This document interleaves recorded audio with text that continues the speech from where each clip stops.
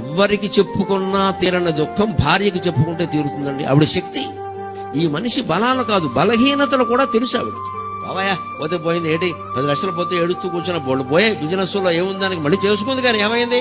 అసలు నీలాంటి మగాడు ఎవడున్నాడో, ఇంకో వ్యాపారం బట్టి నీకెందుకు, ఇంట్లో పొదుపు నేను చేస్తాను కదా, నువ్వు చూసుకో అని భార్య అనగలిగితే మగాడు శ్రీ మహావిష్ణువులో లేచి నిలబడతాడమ్మా, తిరుగులేదు. అంత శక్తి రామచంద్రమూర్తికి. చివరి రోజు యుద్ధం కష్టమైపోయేది, నిరాశ, నిస్త్రాణ వచ్చింది మనిషికి. వచ్చి ఏమనుకున్నాడో తెలుసు, వాల్మీకి రాస్తాడు, సీతాదేవి వచ్చి నన్ను కౌగులించుకుంటే బాగున్న, శక్తి వచ్చేది నాకు, శక్తిహీనున్నయ్యాను అన్నాడు బాబు. అప్పుడు ఆయన ప్రార్థనకి అగస్త్య మహర్షి దిగొచ్చి ఆదిత్య హృదయ స్తోత్రాన్ని, సూర్య భగవాను ఆరాధించవయ్యా, సీతాదేవి ఇవ్వగలిగిన శక్తినంతా సూర్యశక్తి రూపంలో నీకు ఇస్తాడాయన అన్నాడు. రామచంద్రమూర్తి ఆ సూర్యశక్తితో రావణాసురుడు జయించగలడు. భార్య అంత శక్తిని ఇస్తుంది భర్తకి, భర్త అంత శక్తిని ఇస్తాడు భార్య.